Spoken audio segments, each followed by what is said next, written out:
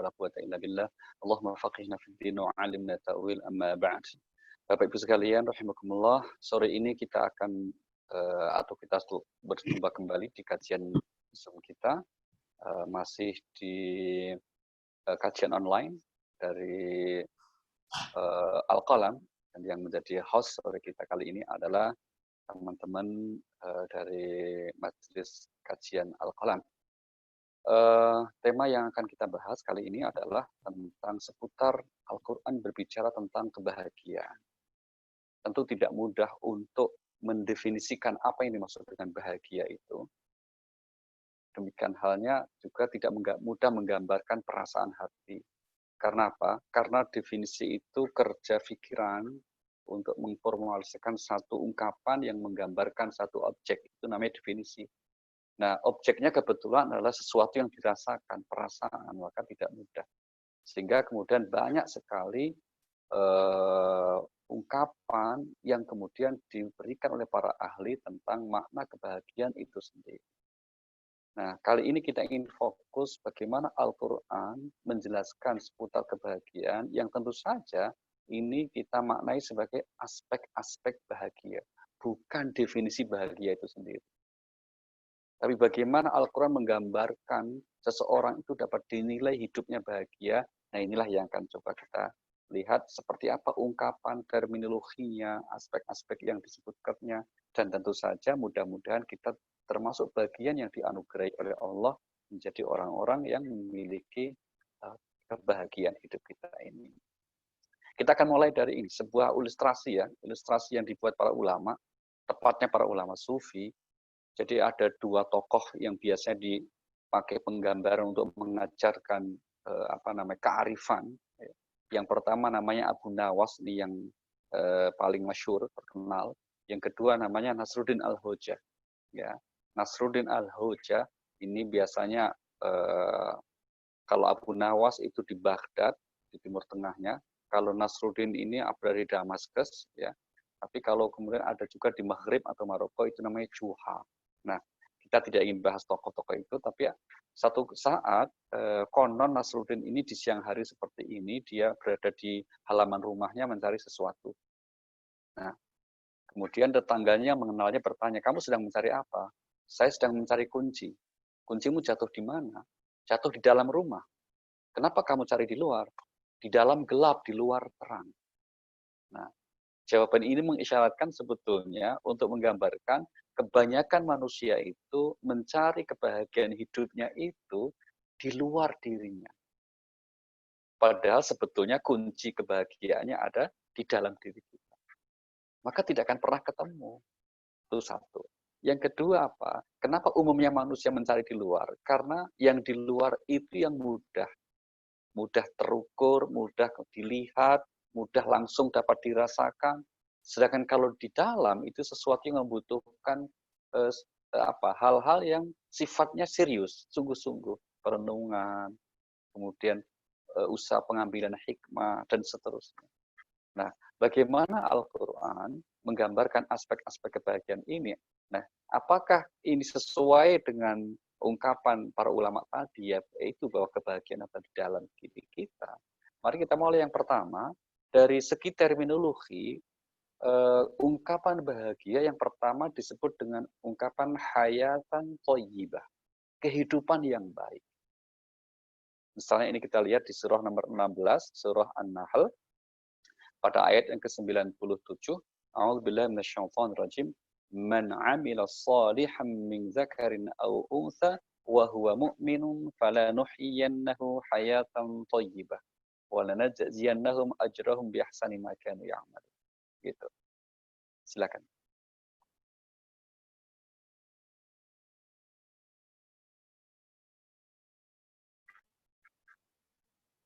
Ya. Silakan Mbak Rima. Belum di-mute mungkin.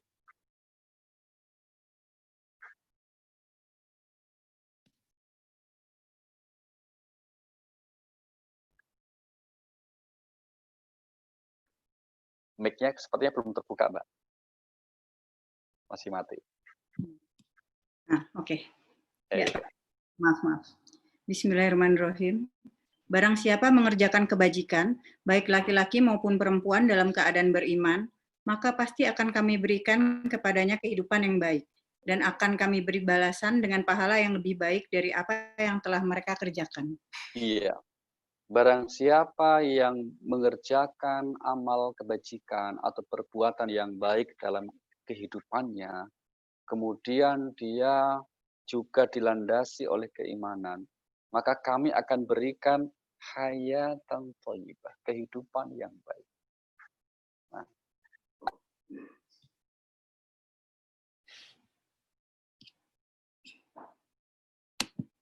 ada dua hal yang kita ingin, kehidupan yang baik kepada siapa? Laki dan perempuan. Disebut secara khusus, laki dan perempuan.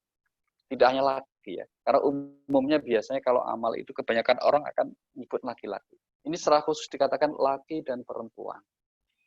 Itu. Sehingga poin pertama ini menjadi penting, ayat ini juga sekaligus menjadi bukti bahwa Al-Quran tidak pernah membeda-bedakan, apalagi kemudian bersikap diskriminatif gender, bias gender, tidak ada.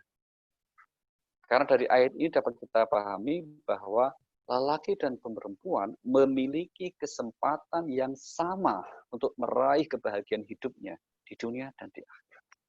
Memiliki peluang yang sama untuk meraih kesuksesan di dunia dan akhirat. Jadi kemuliaan tidak hanya milik kaum lelaki, tapi laki perempuan sama. Memang ada hal-hal yang terkadang orang berpikir bahwa ini Islam ada bias gender. Menganggap perempuan itu di posisi lebih rendah dibandingkan laki-laki. Sekali lagi, itu bukan pandangan agama. Tapi itu adalah pemahaman yang keliru atas pandangan agama. Atau boleh jadi praktek sebagian kaum muslim yang terkadang sepertinya cenderung untuk memposisikan perempuan berada di bawah laki. Padahal secara normatif Al-Quran mengatakan semuanya sama. Gitu ya. Mari kita lihat ayat yang lain, ini agak lengkap ini. Nah, ayat ini turun berkaitan karena aduan seorang kaum wanita, kaum muslimat zaman itu, zaman Rasulullah SAW, mereka merasa kaum laki-laki banyak menjadi objek perintah agama, misalnya mereka sholat jamaah di masjid, kemudian berjihad, dan seterusnya. Maka kemudian turun ayat yang mengatakan bahwa enggak kok sama saja. Yaitu apa? Surah 33, surah Al-Ahzab ayat yang ke-35. Innal muslimina wal muslimat wal mu'minina wal mu'minat wal qanitin wal qanitat was shadiqin was shadiqat dan seterusnya. Bismillahirrahmanirrahim. Sungguh laki-laki dan perempuan muslim, laki-laki dan perempuan mukmin, laki-laki dan perempuan yang tetap dalam ketaatannya, laki-laki dan perempuan yang benar, laki-laki dan perempuan yang sabar, laki-laki dan perempuan yang khusyuk, laki-laki dan perempuan yang bersedekah, laki-laki dan perempuan yang berpuasa, laki-laki dan perempuan yang memelihara kehormatannya, laki-laki dan perempuan yang banyak menyebut nama Allah, Allah telah menyediakan untuk mereka ampunan dan pahala yang besar. Nah, sebut semuanya laki-laki perempuan, laki-laki perempuan, laki-laki perempuan, tidak dibedakan sama sekali. Maka sekali lagi kita ingin menegaskan bahwa dalam pandangan Al-Quran tidak bisa diterima anggapan yang menyebut bahwa Al-Quran khususnya dan Islam pada umumnya dianggap mendegradasikan ataupun bias terhadap gender perempuan. Sama sekali tidak benar. Kalau toh kemudian misalnya dalam hal waris misalnya ya, perundingannya kok 1,5, itu jangan lupa pembagian itu tentu disesuaikan dengan kewajibannya. Itu satu. Kemudian yang kedua, bahwa dalam konteks pembagian hukum waris, ini pun kita mengenal istilah hukum yang disebut irsyadi. Artinya apa? Memberi petunjuk. Tidak mutlak. Ya. Misalnya kalau yang punya hak itu kemudian merelakan haknya untuk dibagi secara merata, tidak apa-apa. Misalnya laki perempuan. Terus kemudian saudara laki-lakinya sebagai ahli waris yang punya hak lebih banyak, terus mengatakan, enggak, ambil aja hakku. Kalian ambil semuanya. Boleh, tidak ada masalah. Karena apa?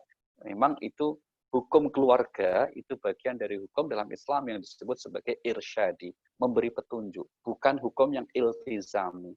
Kalau hukum iltizami artinya jenis hukum yang tidak tawaran. Contoh ibadah ritual, semuanya itu hukum yang iltizami. Sholat subuh misalnya 2 rakaat, tidak usah ditawar. Isya 4 rakaat, maghrib 3 rakaat, tidak usah ditawar. Itu sudah begitu, terima saja. Sami'na wa ta'ana. Tapi kalau hukum keluarga, termasuk di dalam hukum waris, itu hukum yang kita bisa tidak harus persis sama seperti petunjuk Al-Quran, asal apa itu ada keridhaan dan ada kemaslahatan. Contoh yang wajib mencari nafkah itu adalah suami, istri tidak. Tapi kalau istri kemudian ikut juga atas kerelaan keridhaan suami, maka tentu boleh saja dalam agama. Baik. Itu yang pertama ya. Kemudian dari ayat ini juga, poin yang kita bawahi adalah syarat laki dan perempuan untuk mendapatkan kebahagiaan berupa kehidupan yang baik adalah beramal soleh dan juga menjadi seorang mukmin. Bekerja dengan baik, berusaha dengan sungguh-sungguh. Inilah salah satu jenis persamaan lagi-lagi ya. Jadi yang akan menentukan nilai seseorang, prestasinya itu ya berdasarkan kerja kerasnya, berdasarkan ikhtiar dan usahanya, bukan karena jenis kelaminnya. Ini satu poinnya itu. Sehingga siapapun, mau laki, perempuan, maka sejak zaman Nabi tidak sedikit kaum perempuan yang juga mengungguli laki-laki. Contoh konkret apa? Ummul Mukminin Aisyah radhiyallahu anha. Ya kan? Beliau seorang perempuan.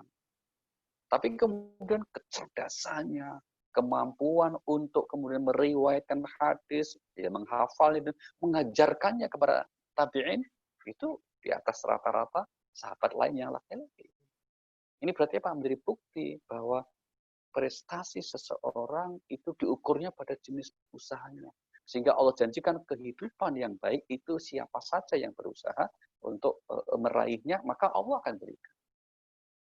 Nah, kemudian dari ayat ini juga, kehidupan yang baik digunakan redaksi toyib, yaitu hayatan toyiban. Nah, kita sering mendengar bahwa ungkapan terminologi atau term ungkapan toyib itu pada umumnya digunakan oleh Al-Quran untuk menggambarkan kebaikan yang sifatnya lahiriah. Kebaikan yang sifatnya itu berupa apa? Hal-hal yang bisa kita lihat dan kemudian ada sosoknya. Yang itu jauh dari hal yang buruk. Itu thayyib. Maka misalnya apa?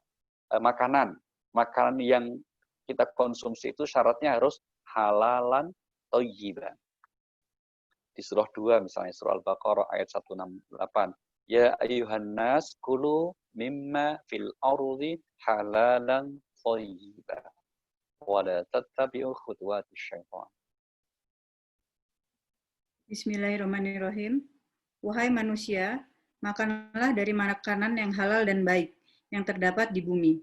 Dan janganlah kamu mengikuti langkah-langkah setan. Sungguh setan itu musuh yang nyata bagimu. Makanlah yang halal lagi baik.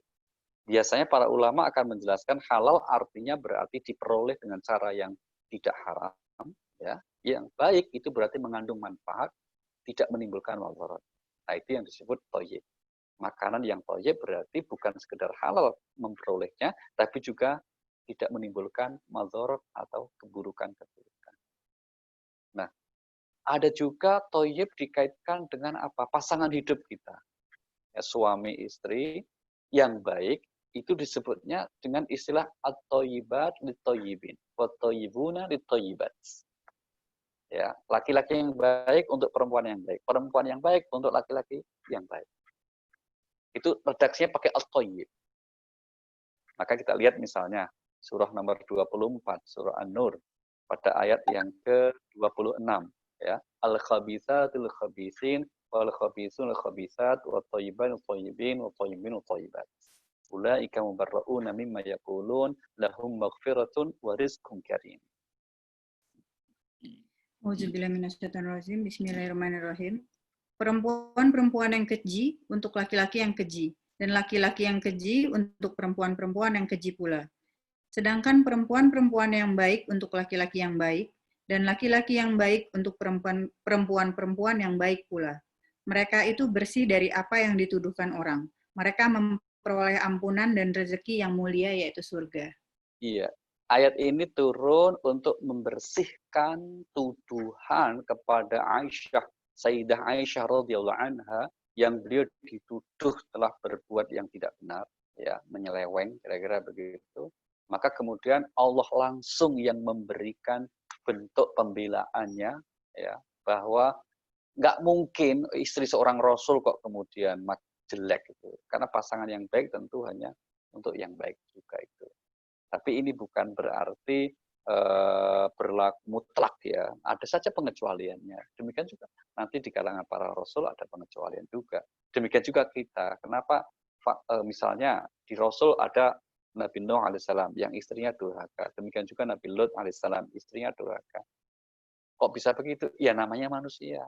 Kita meyakini Nabi Nuh alaihissalam ketika menikah tidak mungkin menikahi yang jelek. Pasti saat itu baik. Bahwa dalam perjalanannya kemudian menyimpang, ya itulah namanya manusia. Demikian kita umumnya. Kita mungkin ada sekawan kita yang sudah berusaha sungguh-sungguh memilih dengan cara yang benar, bahkan sudah istikharah ya untuk memastikan pilihannya itu benar. Kok kemudian dalam perjalanannya ada yang error, ya itulah namanya manusia. Nah, tapi poin kita tidak bicara itu ya, tapi lagi-lagi ungkapan untuk menyebut laki-laki yang baik, perempuan yang baik, itu dengan redaksi at-thayyib. Nah, satu lagi, kata thayyib yang artinya baik ini juga disandarkan kepada bentuk tanah yang subur, begitu, atau lahan yang gembur, yang dapat menumbuhkan aneka macam tanaman yang menghasilkan dengan hasil yang banyak sekali. Maka di Al-Quran itu ada satu negeri yang dijuluki oleh Al-Quran sebagai baldatun thayyibatun rabbun ghafur. Ya, ini negeri namanya negeri Saba. Diabadikan surah Saba, surah 34 ayat yang ke-15. Laqad kana saba'in fi maskanihim ayah. Jannatani ayamini wa shimal. Kulu min rizqi rabbikum washkuru lah. Baldatun thayyibatun wa rabbun ghafur. Begitu. Auzubillahiminasyaitonirrajim. Bismillahirrahmanirrahim. Sungguh, bagi kaum Saba ada tanda kebesaran Tuhan di tempat kediaman mereka, yaitu 2 buah kebun di sebelah kanan dan di sebelah kiri. Kepada mereka dikatakanlah, makanlah olehmu dari rezeki yang dianugerahkan Tuhanmu dan bersyukurlah kepadanya. Negerimu adalah negeri yang baik, nyaman, sedang Tuhanmu adalah Tuhan yang Maha Pengampun. Nah, negerimu adalah negeri yang baik, yang nyaman, yang kalau dalam lihat sejarahnya saat itu adalah negeri Saba itu negeri yang dapat kita katakan yang subur makmur berkat adanya bendungan Ma'rib namanya di San'a, ibu kotanya saat itu. Ya, kemudian dengan bendungan itulah kemudian pertanian begitu subur ya. Maka Al-Quran mengabadikan dengan baldatun thayyibatun wa rabbun.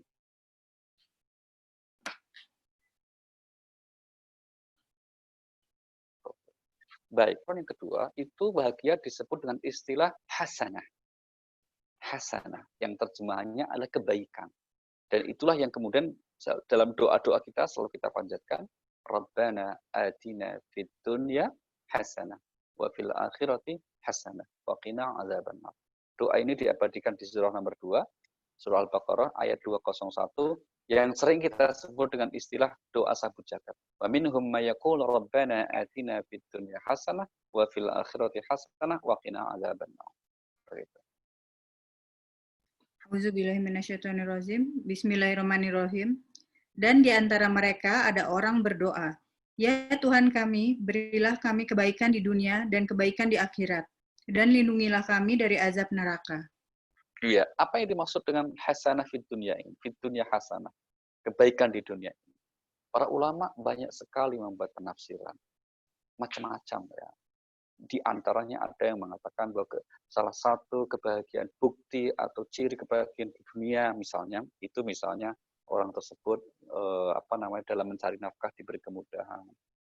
Misalnya kemudian punya pasangan hidup yang soleh atau solihah, kemudian memiliki anak-anak yang baik, atau gambarnya baiti jannati lah, surga, rumah tanggaku adalah surgaku, misalnya gitu. Itu contoh, tapi itu lagi-lagi sebagai salah satu bentuk penafsiran. Yang pasti kita meyakini bahwa Rasulullah itu adalah figur figur yang kita yakini sebagai yang dapat sudah meraih fid dunya hasanah dan juga nanti fil akhirat hasanah pasti. Maka kalau kita lihat potret ya sirah kehidupan Rasulullah sallallahu alaihi wasallam, kebahagiaan atau kebaikan hidup di dunia ternyata tidak melulu hanya pada aspek lahiriah atau materinya. Mengapa demikian? Karena faktanya Rasulullah SAW sebagai inspirasi untuk kita teladani dalam aspek kehidupannya yang bahagia itu, secara materi lahiriahnya tidak sepanjang hayatnya itu dalam kondisi yang katakanlah seperti kebanyakan orang bayangkan ya, senang, terus apalagi ya muda foya-foya, tua kaya raya, mati masuk surga. Itu bukan ekspresi doa ini atau bukan bentuk konkret dari doa ini. Bahkan kalau kita lihat Rasulullah Sallallahu Alaihi Wasallam, ya ketika kecilnya mengalami kesusahan yang luar biasa, bahkan beliau yatim piatu saat di usia 6 tahun. Kemudian di saat sudah membangun kehidupan rumah tangga, beliau berjalan dengan baik, alhamdulillah oleh Allah kemudian diberikan pasangan yang solihah, gitu ya, itulah Khadijah, ya. Terus kemudian membangun kehidupan rumah tangga dikaruniai keturunan yang baik, terus sampai diangkat sebagai Rasul. Secara material, kita lihat beliau sangat stabil. Maka itu kita berideal seperti itu.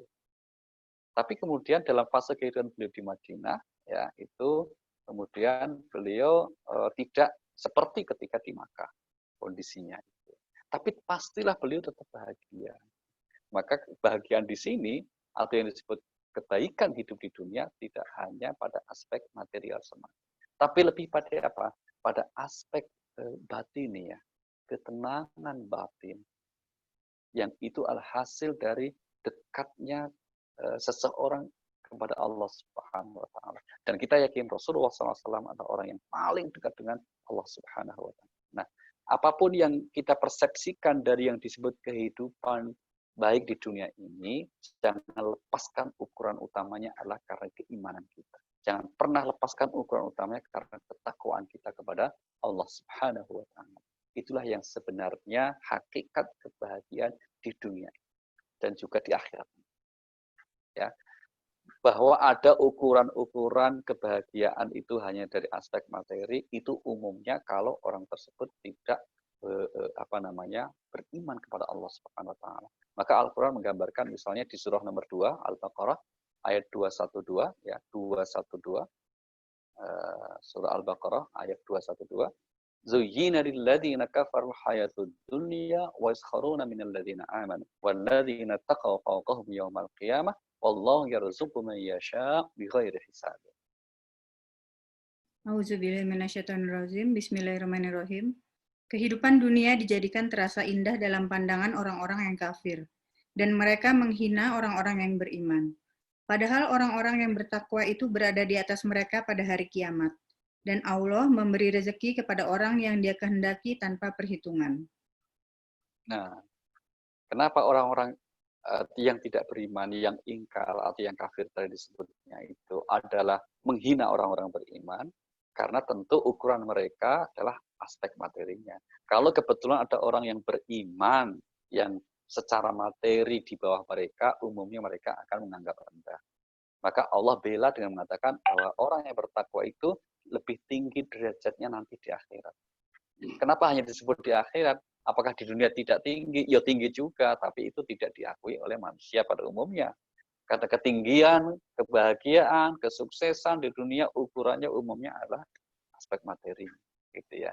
Nah, padahal yang sebetulnya yang menjadi nilai penentu nilai aspek utamanya adalah keimanan. Nah, maka dalam Al-Quran kita dapat sekian contoh model para nabi ya. Nabi itu ada yang sangat kaya. Bahwa kekayaannya mungkin tidak akan bisa disaingi oleh manusia sampai kiamat. Siapa? Nabiullah Sulaiman alaihissalam ada. Daud alaihissalam ada. Ini berarti apa? Dalam agama kita bukan satu-satunya ukuran, tapi bukan berarti kita dilarang juga. Jangan lupa, ya sebagai seorang Muslim bukan berarti dilarang untuk memiliki harta, atau memperoleh harta, untuk bekerja, membangun kehidupan dunia yang lebih makmur ini, enggak juga. Kalau kita lihat keseluruhan spirit Al-Quran, misalnya kenapa kita disuruh perintah berinfak, kita diperintahkan untuk menaikkan haji bagi yang mampu, ini berarti kan kita harus bekerja. yang sungguh-sungguh untuk dapat hasil. Nah, setelah dapat hasil itu kemudian kita bisa beribadah, kita bisa beramal, kita bisa membantu sesama, dan seterusnya. Baik. Kemudian yang ketiga, aspek kebahagiaan yang disebut di Al-Quran itu dengan redaksi apa? Keberuntungan. Atau orang-orang yang beruntung. Atau mudah-mudahan kamu menjadi orang yang beruntung. Ya. Kata kuncinya al-fallah di sini.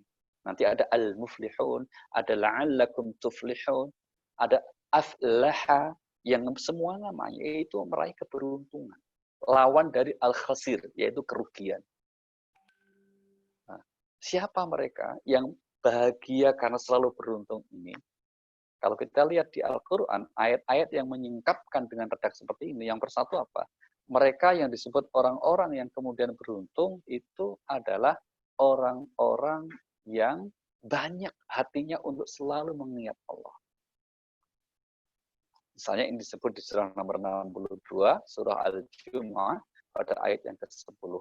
فَإِذَا قُضِيَتِ الصَّلَاةُ فَانْتَشِرُوا فِي الْأَرْضِ وَابْتَغُوا مِنْ فَضْلِ اللَّهِ وَاذْكُرُوا اللَّهَ كَثِيرًا لَعَلَّكُمْ تُفْلِحُونَ.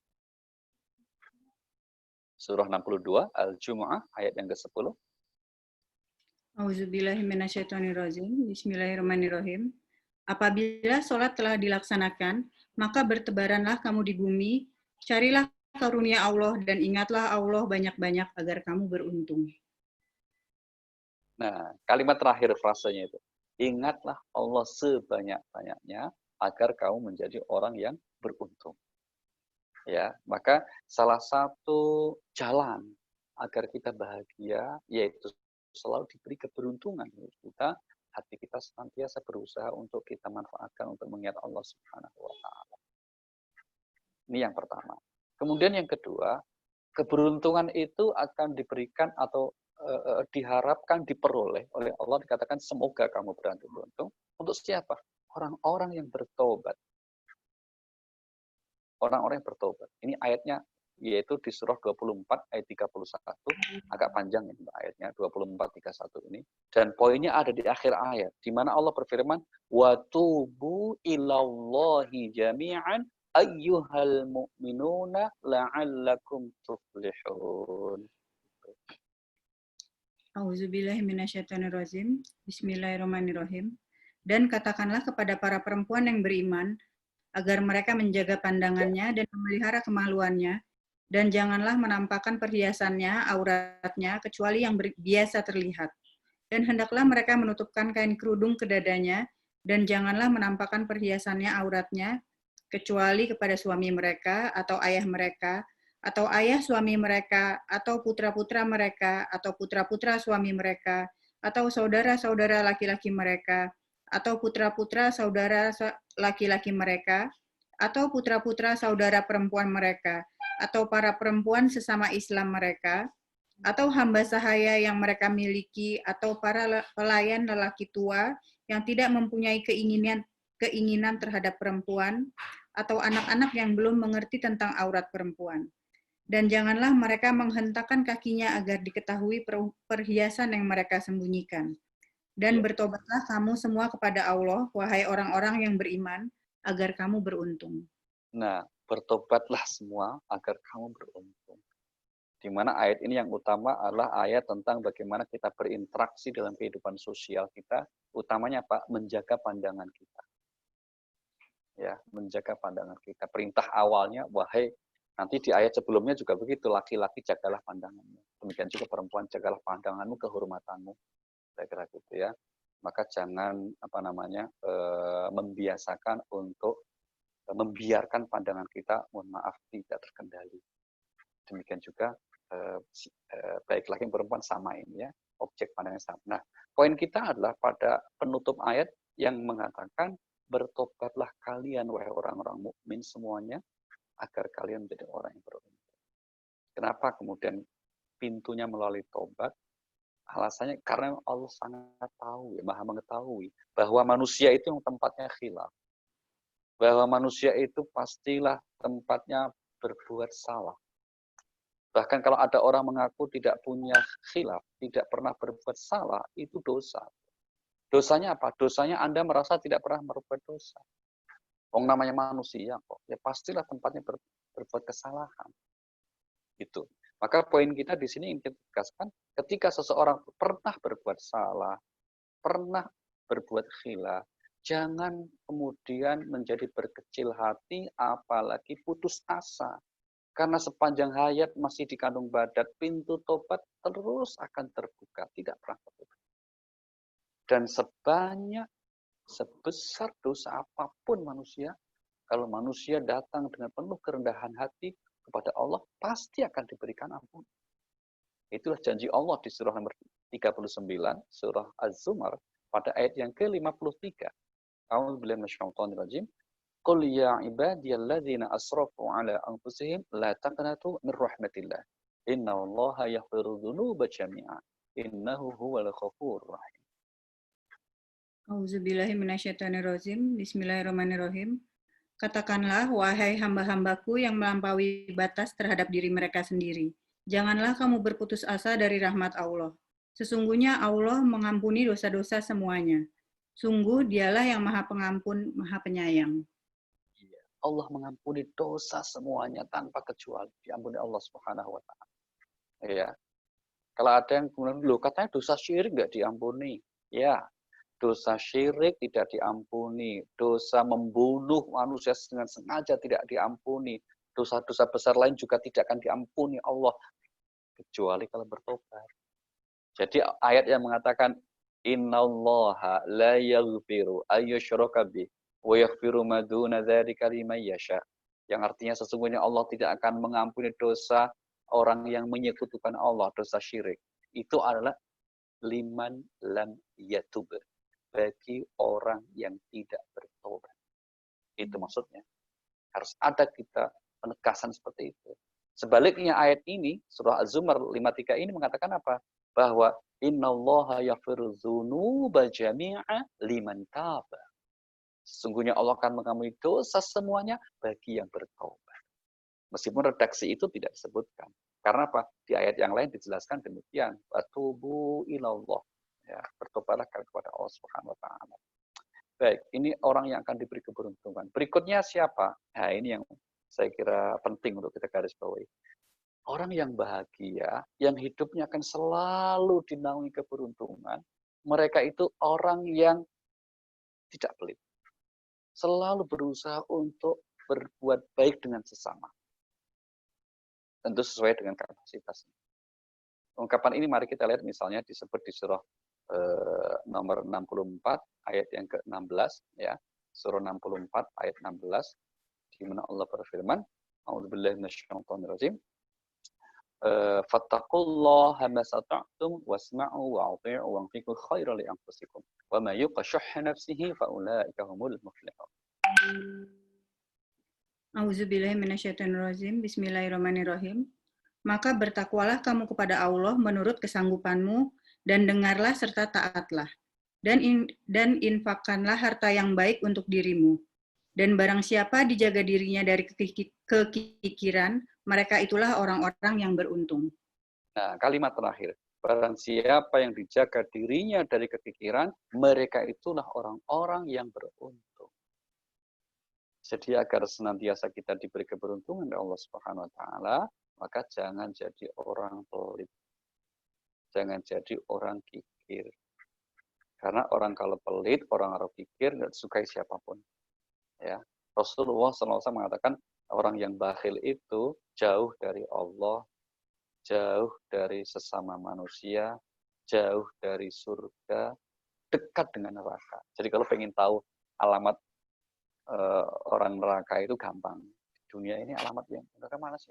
Salah satunya ada yaitu orang yang pelit. Maka orang pelit itu mesti juga nggak disukai orang. Termasuk sesama orang pelit itu nggak suka. Samping jeleknya gitu ya, nggak suka. Maka seluruh ibadah yang disyariatkan Allah yang sifatnya ritual, ya apakah itu sholat, apakah itu puasa, apakah itu haji umroh, itu sama tujuannya agar kita tidak menjadi orang pelit. Sehingga kalau ada orang yang rajin melaksanakan ritual seperti itu, kok hidupnya pelit, itu dianggap ritualnya tidak berkualitas. Na'udzubillahi min dzalik. Baik, satu lagi, dimensi kebahagiaan yaitu berupa keberuntungan itu milik orang-orang yang selalu berusaha membersihkan hatinya. Ya, atau tepatnya membersihkan jiwanya. Ini kita lihat misalnya di surah nomor 91, surah Asy-Syams, ya, kita lihat di ayat yang ke-9, Allah berfirman, "Qad aflaha man zakkaha." Begitu pendek saja itu. Surah 91 ayat yang ke-9. Bismillahirrahmanirrahim. Sungguh beruntung orang yang menyucikannya jiwa itu. Iya. Sungguh beruntung orang yang menyucikan jiwanya. Di mana kalau dalam konteks ayat-ayat sebelumnya dikatakan bahwa fa'alhamaha fujuraha wa taqwaha. Aku ilhamkan kepada jiwa manusia itu potensi keburukan dan kebaikan. Maka sungguh beruntung ya, bahagia hidup orang itu yang terus berusaha untuk menyucikan jiwanya. Yaitu apa? Untuk taat kepada Allah, untuk berbuat kebaikan. Sebaliknya, waqad khaba man dassaha, sungguh rugi buruk orang yang membiarkan mengotorinya. Gitu ya. Sehingga kemudian an-nafas atau yang disebut jiwa ketika berhasil oleh pemiliknya yaitu manusia pribadi-pribadi itu, individu-individu yang kesungguhannya mengikuti petunjuk Allah, menjadikan jiwanya tentram, hatinya damai. Itu yang kemudian jiwa yang oleh Allah dikatakan an-nafsul mutmainnah, jiwa yang tenang, damai. Apa? Berhasil kemudian dikendalikannya sisi-sisi buruknya itu. Sehingga orang seperti ini kalau kemudian setiap saat dipanggil oleh Allah Subhanahu wa taala akan dipanggil dengan panggilan yang sangat mesra, penuh kasih sayang, penghormatan. Mari kita lihat bagaimana Allah memanggil pemilik jiwa seperti ini. Di surah nomor 89, Al-Fajr. Ayat yang ke-27. Ya, sampai 29. A'udzubillahi minasyaitonir rajim, surah 89, Al-Fajr, ayat 27. Ya ayyatuhan nafsul mutmainnah, irji'i ila rabbiki radiyatan mardiyah, wadkhuli fi ibadi, wadkhuli jannah. A'udzubillahi minasyaitonirrajim. Bismillahirrahmanirrahim. Wahai jiwa yang tenang, kembalilah kepada Tuhanmu dengan hati yang ridho dan diridhoinya. Maka masuklah ke dalam golongan hamba-hambaku dan masuklah ke dalam surgaku. Iya. Wahai jiwa yang tenang, nafsul mutmainnah. Itulah bahagia. Tenang jiwanya, damai, gitu ya. Maka oleh Allah dikatakan, kembalilah kamu. Di mana Allah setelah ridho, kamu juga puas dengan pemberian Allah. Masuklah ke dalam golongan hamba-hambaku yang juga seperti itu, dan masuklah ke dalam surga. Maka sering kita sampaikan dalam kajian-kajian kita bahwa orang-orang yang bahagia itu nantinya juga akan berkumpul dengan orang yang bahagia di akhirat nanti. Nah, seyogianya, maka kalau kita ingin juga bahagia di dunia, berkumpullah juga dengan orang yang bahagia di dunia ini. Gitu. Indikatornya apa? Indikator kebahagiaan salah satu yang tadi kita sebut itu. Karena kalau orang itu ngumpulnya, bergaul akrabnya dengan orang-orang yang secara kasat mata lah lahiriahnya itu kok menunjukkan hidupnya itu kok sepertinya kok banyak keluhan aja gitu ya, atau jauh dari kebaikan misalnya gitu, atau kemudian tidak peduli dengan kebaikan apalagi agama, maka itu tanda hidupnya tidak bahagia. Nah, kita akan pengen bahagia, caranya bagaimana? Salah satunya adalah kita berusaha untuk berada di sebuah lingkungan, ya, di sebuah komunitas yang dapat membantu kita untuk meraih kebahagiaan hidup dunia dan akhirat. Baik, aspek yang keempat, kebahagiaan yang disebut di Al-Quran itu adalah jiwa yang tenang, hati yang tenang, tepatnya gitu. Hati yang senantiasa tentram, nah itu buah dari apa itu? Ketentraman itu. Apakah buah dari karena kita sudah memiliki sesuatu? Apakah kita berhasil membeli sesuatu? Apakah kita berhasil menang dan mengalahkan seseorang? Tentu saja semua tidak itu. Kalau boleh jadi kita merasa puas karena mungkin berhasil mengalahkan orang, meraih sesuatu. Itu yang sifatnya sangat sebentar. Karena memang dunia ini hukumnya, dasarnya itu tidak menenteramkan. Senang ya, tentram tidak. Saya ingin ulangi, dunia ini diciptakan Allah dengan watak bukan untuk menenteramkan. Sekali lagi ya, tapi apa? Menyenangkan ya, karena memang salah satu karakter sifat dunia itu kesenangan. Maka disebut kesenangan yang palsu, kesenangan yang menipu, kesenangan yang sementara. Itu kan penggambaran Al-Quran tentang sifat-sifat dunia. Nah, ketentraman hati hanya bisa diraih oleh orang-orang yang menggunakan hatinya untuk selalu mengingat Allah Subhanahu wa taala. Surah nomor 13 ayat 28 Allah berfirman, A'udzubillahi minasyaitonir rajim, alladzina amanu wa tatma'innu qulubuhum bi dzikrillah. Ala bi dzikrillah tatma'innul qulub.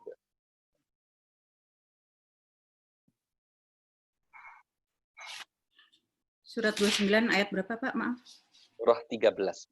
13 surah 13 ayat 28.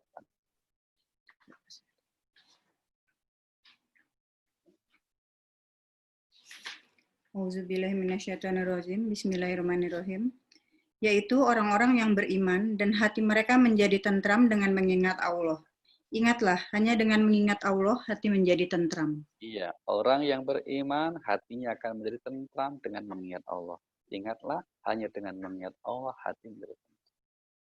Maka kalau kita konversi atau kita lihat di ayat yang lain, orang-orang yang hatinya berpaling dari mengingat Allah, ya, maka apa? Terkadang emang akan terus juga diberi dunia ini. Itu terkadang seperti itu, ya. Kalau orang yang melupakan peringatan kepada Allah, terkadang hidupnya itu malah dibukakan oleh Allah kesenangan-kesenangannya. Ini yang sering kita sebut dengan istilah apa? Istidraj. Ya. Surah nomor 6 Al-An'am ayat 44 diantaranya mengisyaratkan tentang orang yang seperti itu. فَلَمَّا نَسُوا مَا ذُكِّرُوا بِهِ فَتَحْنَا عَلَيْهِمْ أَبْوَابَ كُلِّ شَيْءٍ حَتَّى إِذَا فَرِحُوا بِمَا أُوتُوا أَخَذْنَاهُمْ بَغْتَةً فَإِذَا هُمْ مُبْلِسُونَ.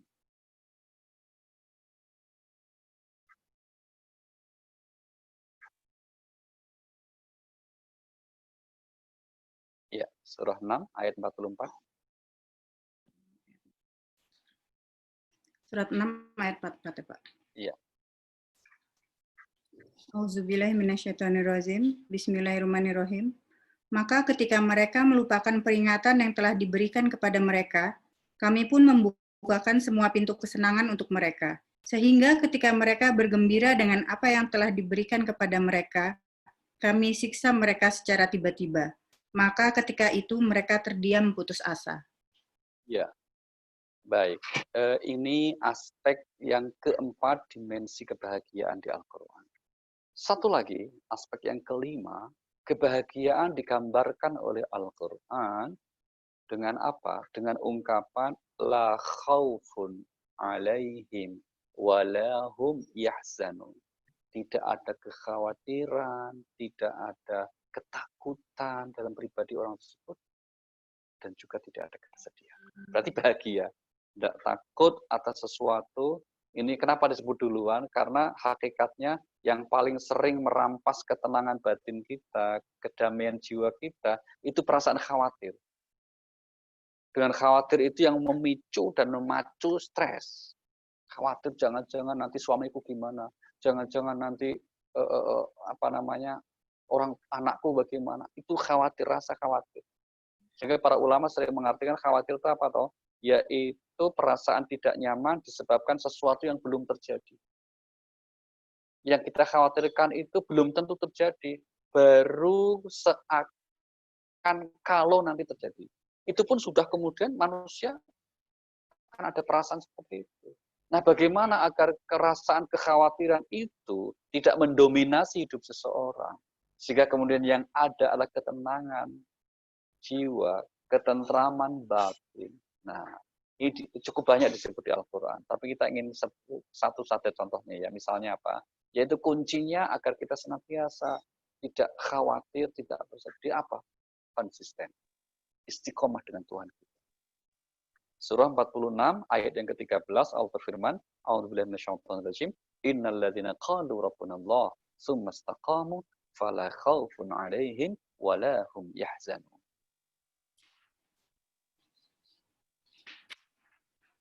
Auzubillahiminasyaitonirrajim. Bismillahirrahmanirrahim. Sesungguhnya orang-orang yang berkata, Tuhan kami adalah Allah, kemudian mereka tetap istiqomah, tidak ada rasa khawatir pada mereka, dan mereka tidak pula bersedih hati.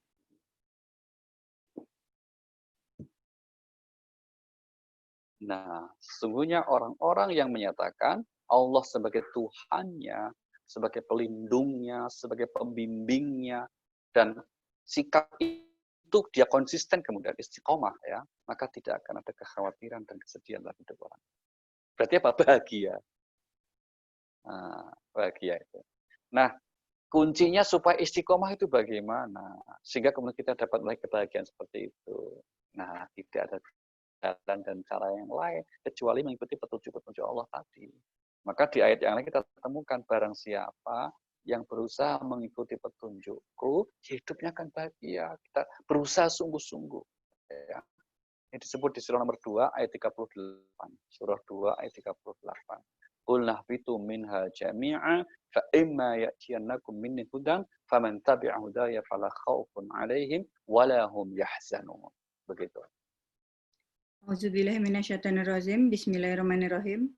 Kami berfirman, turunlah kamu semua dari surga.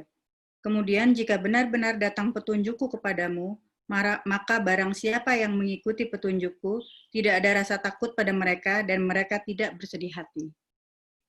Iya, barang siapa yang mengikuti petunjukku, tidak akan ada ketakutan, kesedihan.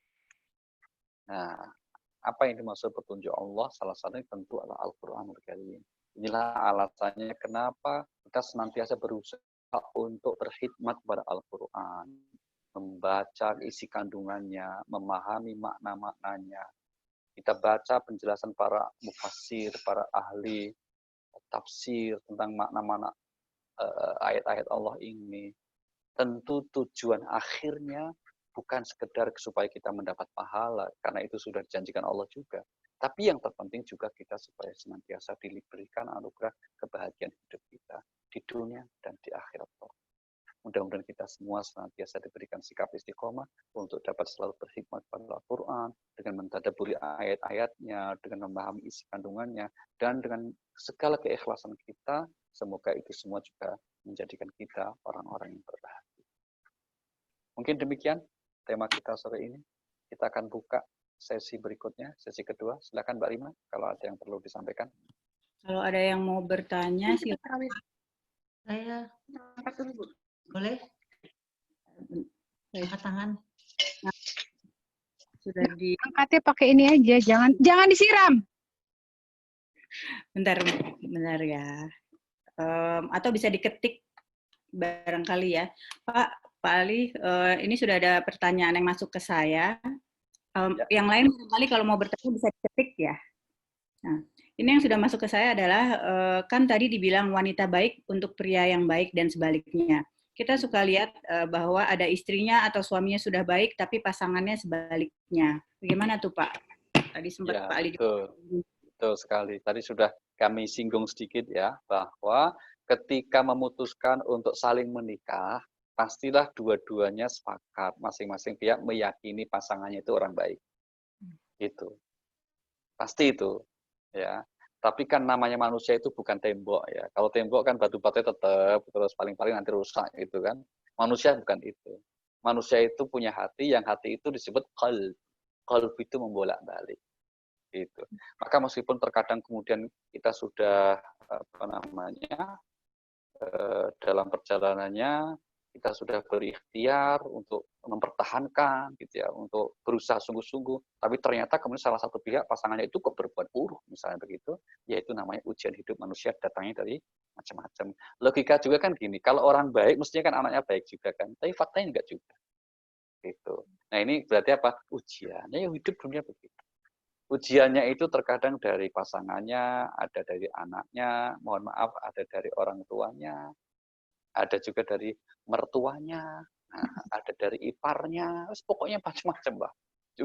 Ujian hidup itu ada dari anak buah di kantornya, macam-macam. Yaitu maka kemudian Bukan berarti ayat tadi salah ya. Ayat tadi itu ingin menggambarkan secara umum prinsipnya orang yang buruk ya mesti akan nikahi itu ya kualitasnya ya seperti dia gitu. Maka kalau kita punya anak ya supaya anak kita nanti dipertemukan dengan jodoh yang baik, yang harus kita lakukan pertama adalah apa? Ya kita didik anak kita supaya jadi orang baik dulu, supaya dipertemukan jodohnya dengan orang-orang yang baik. Karena kecenderungan orang itu pasti akan berusaha untuk mencari pasangan yang memang ada kecocokannya seperti itu. Maka kita bisa paham ya kenapa misalnya ada orang yang kemudian orang tua misalnya menganjurkan, udahlah kamu nikah selama ini aja sih, ini saja. Itu pasti orang tua memahami sesama orang tuanya itu dia latar belakangnya baik gitu. Meskipun terkadang anak juga belum cocok, tapi dalam perjalanannya bisa juga baik gitu. Jangan lupa ya para sahabat Nabi itu kan generasi terbaik, tapi ternyata tidak sedikit mereka yang kemudian talak juga. Tapi karena kalau berpisah itu bukan berarti terus kemudian itu buruk semuanya. Terkadang ketidakcocokan itu tidak berarti buruk, ya kan? Karena mungkin ada hal-hal yang memang tidak bisa diketemukan kembali, maka ketika berpisah itu menjadi kebaikan bagi masing-masing, maka tidak ada masalah. Ya, jadi intinya bahwa meskipun ayat tadi mengatakan demikian, itu berlaku umum, prinsipnya akan seperti itu. Tapi dalam perjalanannya, jangankan kita orang biasa, tadi saya sebut istri Nabi pun, yaitu para Nabi Nuh, Nabi Lot, gitu ya, atau perempuan solihah pun seperti Asiyah, yaitu wanita solihah itu. Bahkan oleh Rasulullah SAW dalam hadisnya disebut salah satu wanita penghuni surga itu Asiyah, Imro'atu Fir'aun, istrinya Fir'aun. Bayangkan suaminya Fir'aun loh, gitu ya, suaminya Fir'aun itu.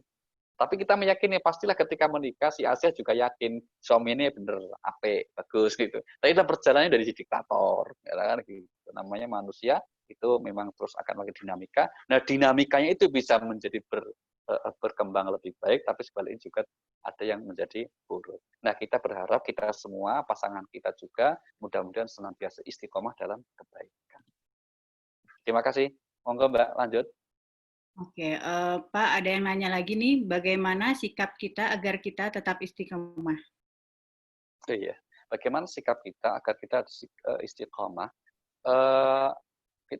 Kasih ini pernah kita bahas ya, nanti mohon dicarikan, mungkin mohon bisa dicek juga di YouTube kami, ada itu istiqomah di YouTube Alinuddin NK ya, itu ada. Tapi kita sampaikan 3 saja. Yang pertama apa? Agar kita istiqomah, itu kata Al-Quran, biasakan kita untuk bergaul, berinteraksi, membaca kisah-kisah orang istiqomah, dan berusaha untuk berkumpul, bertemu dengan istiqomah.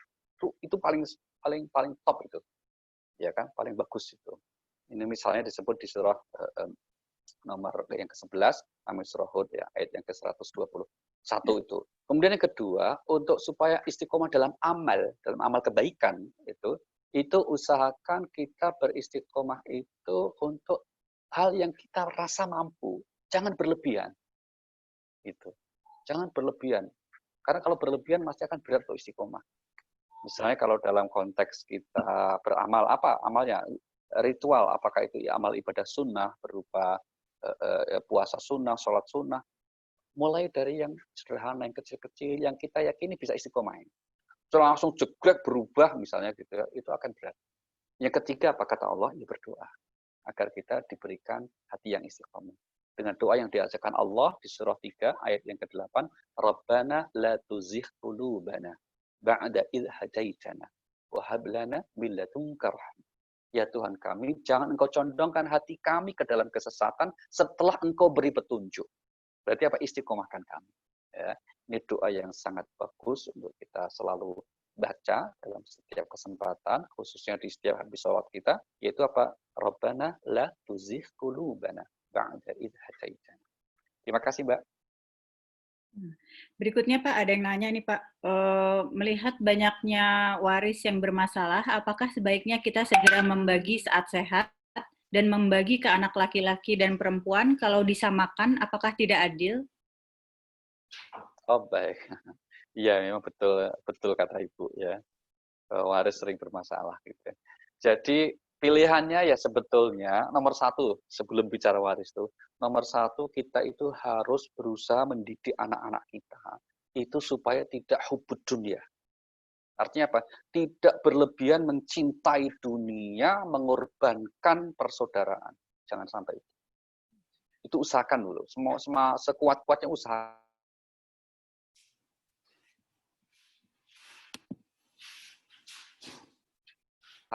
Kita didik, kita berantem, putus, hanya gara-gara nanti warisan kami. Jangan. Itu harus ditekankan terus. Maka salah satunya apa? Ajarkan mereka untuk bersikap yang proporsional terhadap kehidupan dunia ini. Dengan harta benda. Jangan jadi ukuran satu-satunya. Karena apa? Nanti pakai pendekatan rumus yang manapun, kalau memang itu hubud dunia, tetap nggak akan memuaskan. Satu itu poinnya. Nah, kemudian dalam prakteknya, maka kemudian kalau orang tua merasa, waduh ini anakku apik, tapi kok pasangannya kurang, misalnya gitu. Kan jodohnya kadang-kadang begitu.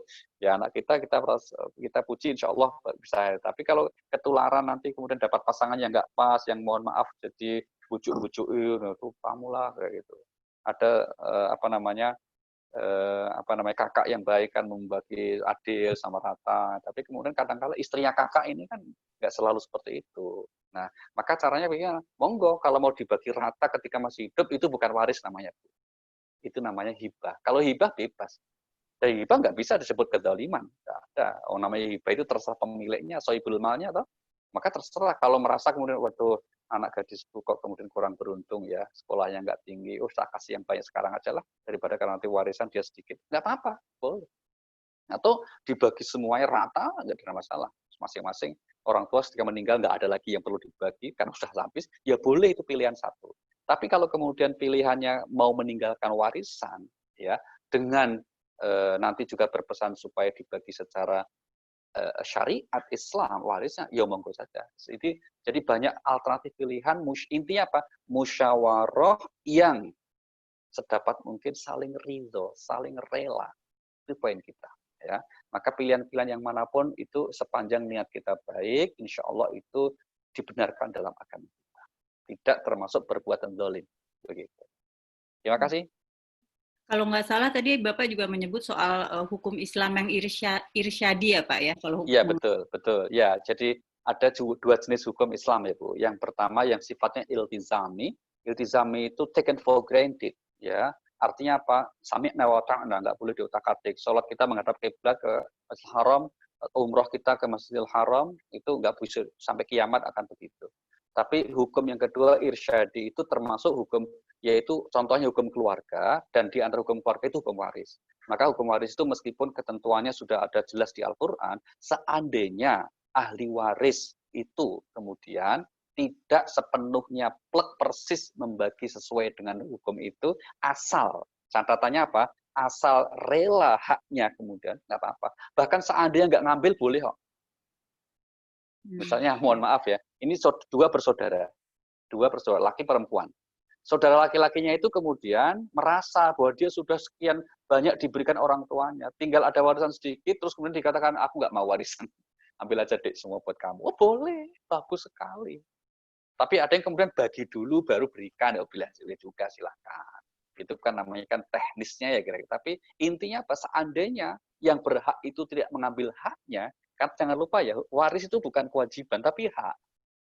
Bagi ahli waris itu adalah hak. Maka yang punya hak kok tidak ngambil haknya, ikhlas, ridho gitu ya, itu bagus, tidak masalah. Sama, ke dalam mencari nafkah, istri itu nggak wajib.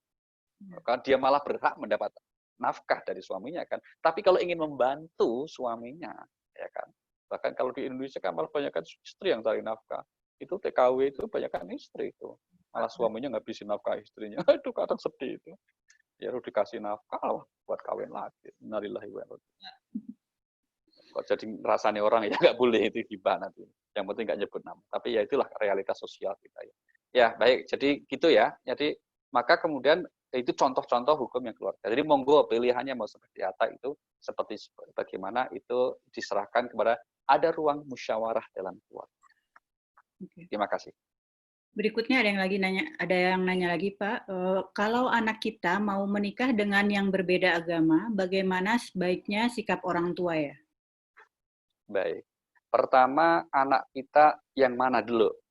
Yang laki-laki misalnya gitu ya. Maka kalau yang laki-laki dari sisi hukumnya ada ayat yang membolehkan. Ada madhab yang membolehkan, surah 5 ayat 5. Tapi kalau anak kita adalah perempuan, maka kemudian mayoritas kita dari sisi hukumnya dulu nih. itu tidak membolehkan. Itu poin pertamanya.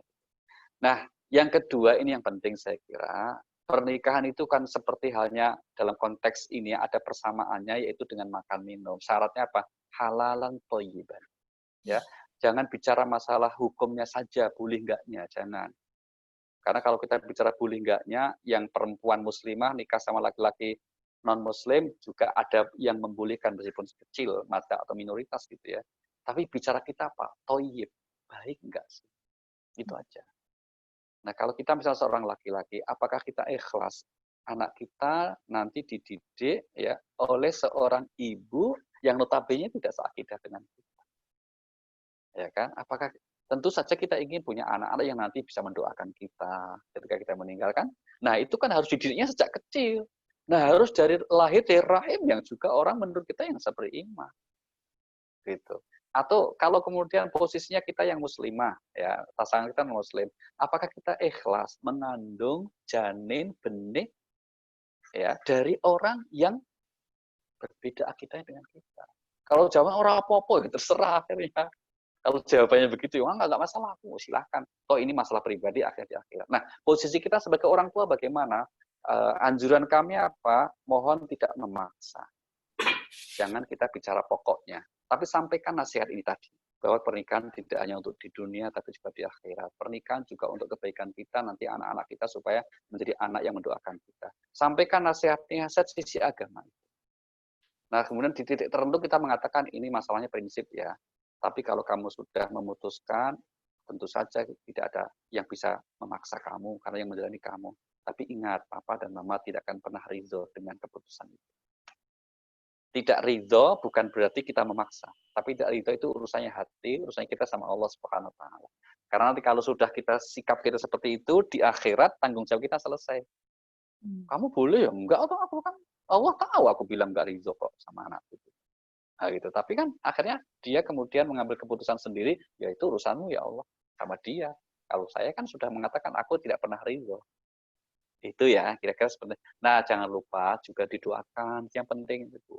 Seandainya, naudzubillah misalnya ya, ada yang mengambil keputusan tetap menikah itu, tetap didoakan aja. Mudah-mudahan selamat dunia akhirat. Entah bagaimana caranya nanti Allah memberikan jalannya, yang penting dengan kita berikhtiar menasihati, menunjukkan kita tidak rela dalam hati, dan mendoakannya, mudah-mudahan aspek itu menjadi bentuk hujjah. Hujjah itu artinya apa? Pembela kita nanti di akhirat di hadapan Allah Subhanahu wa taala. Karena Allah memang tidak akan menilai hasil, tapi menilai tadi usaha-usaha kita, hujjah-hujjah kita dan seterusnya. Lanjut, Mbak, masih ada? Ada, Pak. Berikutnya, apakah khawatir atau takut ini begitu dominan dalam diri manusia terkait dengan virus COVID ini, Pak? Ternyata ketakutan ini yang menyebabkan banyak kematian. Dengan begitu, bolehkah mengambil kesimpulan bahwa ini berhubungan dengan keimanan orang tersebut? Iya, bisa seperti itu. Tapi poin satunya kita gini ya, karena COVID ini kan mayoritas seluruh dunia nggak pengalaman itu aja. Poinnya itu. Jadi kemudian akhirnya apa? Informasi yang beredar itu memang umumnya yang akhirnya membuat kita khawatir. Termasuk yang tadi orang beriman sekalipun. Itu poin sertanya gitu. Jadi kemudian memang kita bisa pahami ya, bisa pahami. Tapi seiring perjalanan waktu, karena kini sudah hampir 6 bulan di dunia kan, dan untuk Indonesia sudah 4 bulan kan, sejak Maret itu kan, maka kita mulai pelan-pelan mulai menemukan keyakinan kita. Ya, seringnya kita mendengarkan penjelasan agama ya, bahwa tidak pada tempatnya takut yang berlebihan misalnya gitu, maka insya Allah kita akan tumbuh keyakinan dan itu akan membantu munculnya imunitas kita. Ya, betul sekali, memang kata ketakutan itu yang justru menyebabkan banyak kematian memang akhirnya gitu ya. Sehingga kemudian inilah hal yang dalam situasi seperti ini ketakutan, kekhawatiran tentu yang harus proporsional juga.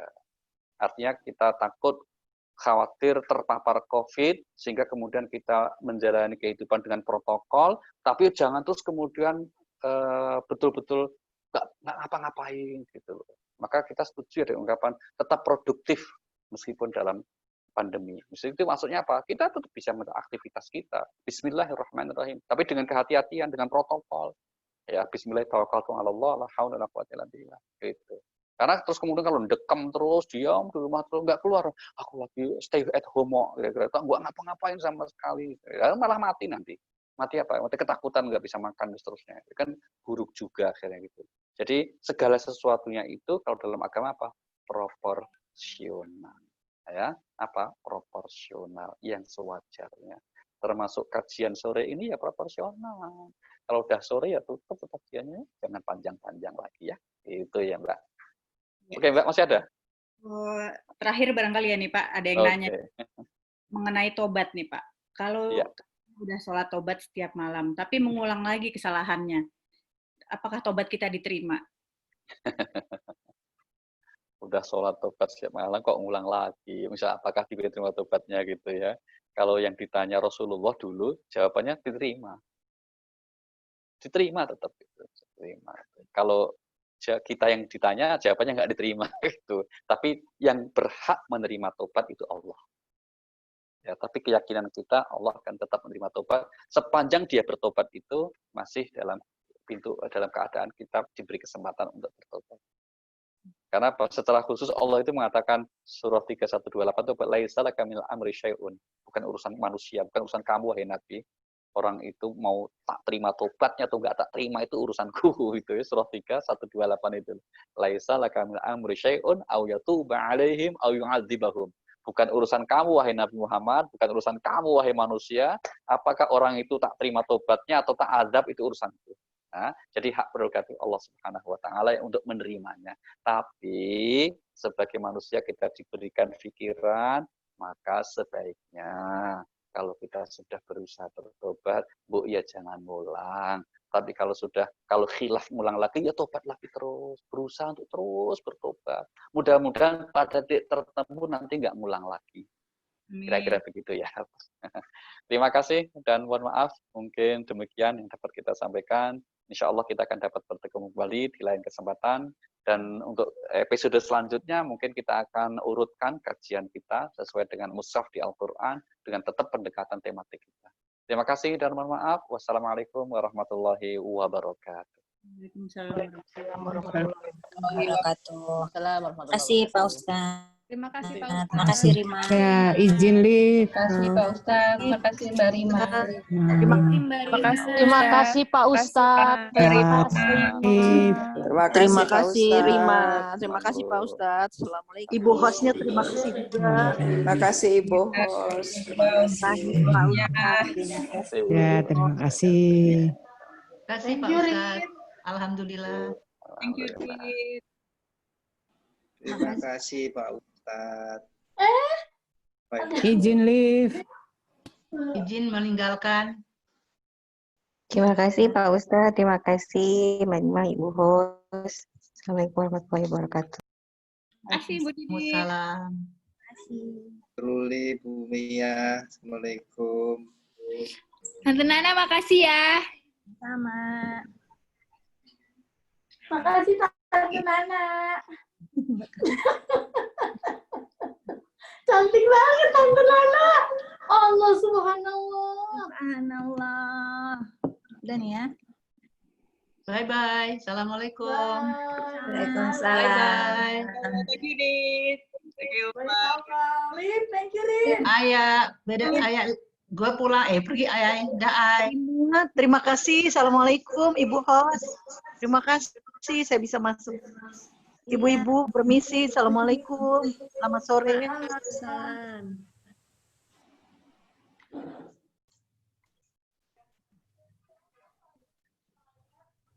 Nah, ya. Tim, di end ya.